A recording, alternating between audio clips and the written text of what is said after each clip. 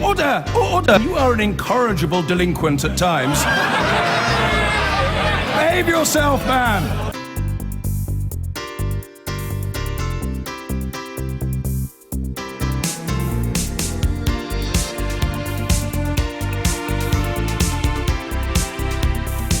So let's move to the council estate issue that you've announced today. You want to demolish a lot of council estates. Can you explain the plan?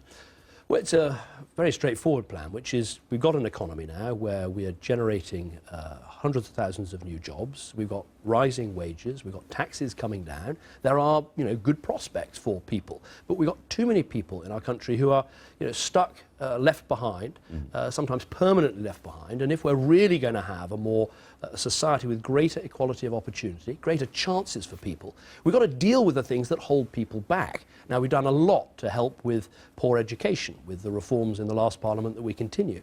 But I think sink housing estates, many built after the war, where people can feel trapped in poverty, unable to get on and build a good life for themselves.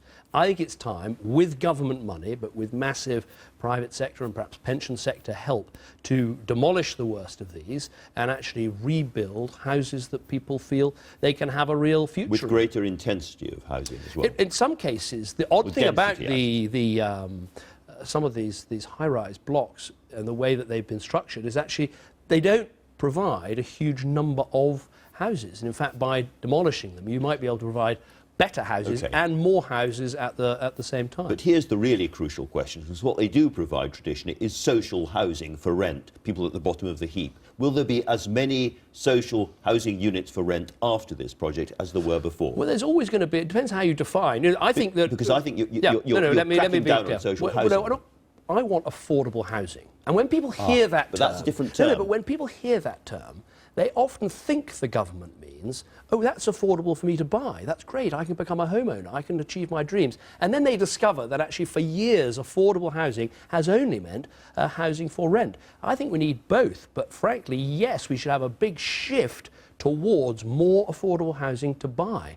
Of course, you always need some affordable housing for rent. But most people in our country, getting a job, getting together with a partner, they want to have a home of their own, a flat of their own.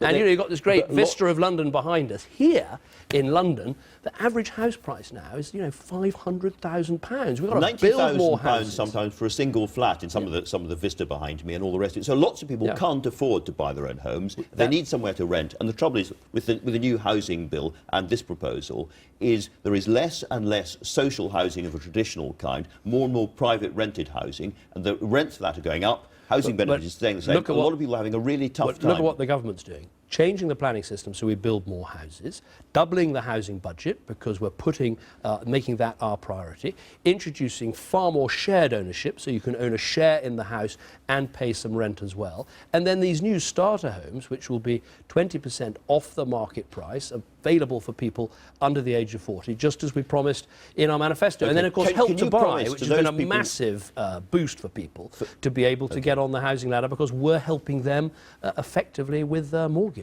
For those people watching who are in what we used to call council housing, on a rent they can just afford and all the rest of it, can you promise that by the end of your term there will be as many such places for them as there are now? Well, I want to build, we'll be building more. But the key thing is... Of those kind of properties? Yes, and the key thing for people in those properties is that we're giving them the chance to buy them. And people stop me on the streets and say all sorts of things, but recently I've had so many people saying, please get on with this right to buy. I live in a housing association flat, I rent it, I'd love to be able to buy it. And we're going to deliver that, and that will create, potentially right to buy over a million more homeowners. Over the last year, right to buy takes a lot more social housing out of the market, out of the country, than it puts in. I mean, I think 2,000 new social housing units came in 2014, 2015, as opposed to 12,000 which were left social housing because of the right to buy. So for those people who don't want or can't afford to buy, the number of properties they can rent is going down and down and down. That's why, in an amendment to the housing bill that was put forward by Zach Goldsmith, who will be our mayoral candidate, we've actually got this policy that for every one of these high-cost social houses that we sell, we're going to build, at least two new rental houses. In London, if you look behind us, you get sometimes council houses that become vacant. that are worth 500, 600, 800,000 pounds. And as they become vacant, what we're saying is let's sell those houses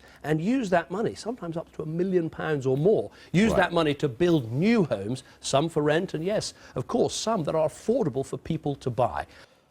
So we haven't got a budget for this scheme. We don't know how much it's going to cost. We don't know the 100 sink estates that are going to be renovated. Other than that, it's a great idea. Well, politically, it's a great idea because it signals what in Westminster we now inevitably call a one-nation approach to policy. I don't think there's much behind it at all, but the symbolism is quite powerful. You'll remember that Ian Duncan Smith began his leadership with a visit to a housing estate. You'll remember that Tony Blair, I think, began his premiership with a visit to a housing estate in London. So there's a sort of rich history of this, and David Cameron is right that post-war, poor people in this country were used as guinea pigs, essentially for brutalist and modernist architects. But we know, this is a way of taking the edge off that. But we know all that. If it's only symbolism, it doesn't help anybody. Well, the big problem, and the thing he wouldn't answer on the Andrew Marr question, is at the end of this, are the amount of social housing, is that going to be higher or lower than it was before? And that's exactly the same question we need to ask over this new right to buy scheme. When you sell off these private properties, there's supposed to be a mechanism by which people build more. Well, where in Kensington are you going to build more? Where in Islington are you going to buy more? And the problem is you're ending up with social housing rents in Islington are 20% of market rents. You end up with that being substituted for quote-unquote affordable rents, which are 60% of astronomical, and people can't afford them. Which isn't affordable by the people in social housing. And I noticed the Prime Minister mentioned bringing in the private sector too, that it wasn't all going to be government funding. And he mentioned pension funds. Well, I, over the years, have monitored the pension fund contribution to infrastructure. It's pretty close to zero. If these people in these sink estates are waiting on pension fund money to come and help them, they're going to be living in their sink estates for a long time to come. Just to be fair to the Prime Minister, he did also mention that report by Savills, the estate agent, which essentially says that you have these high-rise blocks, but a lot of so-called recreational areas, which are no-go zones. And if you had lower blocks, you could sort of use that housing and you could have many more people. No, but I think we know all that. But I do think how's it going to happen? I think the interesting thing is, you know, the image that came into my mind when I saw this article by the Prime Minister of the Sunday Times was that famous picture that you may have carried on the front page of the Sunday Times after the 1987 election, which was Margaret Thatcher walking into that inner city wilderness saying, we've got to concentrate on the inner cities after she won her third election. Well, that worked, that worked. But the problem is, as you say, there has to be substance, and there's a danger with Downing Street that they think that Jeremy Corbyn is, in their eyes, so useless that they can sort of do these hits like this, but you've got to have the substance. And if you're talking about sort of rebuilding Britain's council house estates,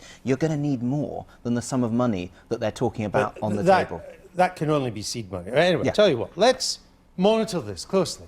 Let's find out what the 100 estates are going to be, and then let's get a regular update on how they're going to be improved. And it would also be nice to know, where are the people going to go who live in them at the moment while this Well, they're having enough trouble getting the MPs to move out of Parliament for 3 years to renovate move them that. into Parliament.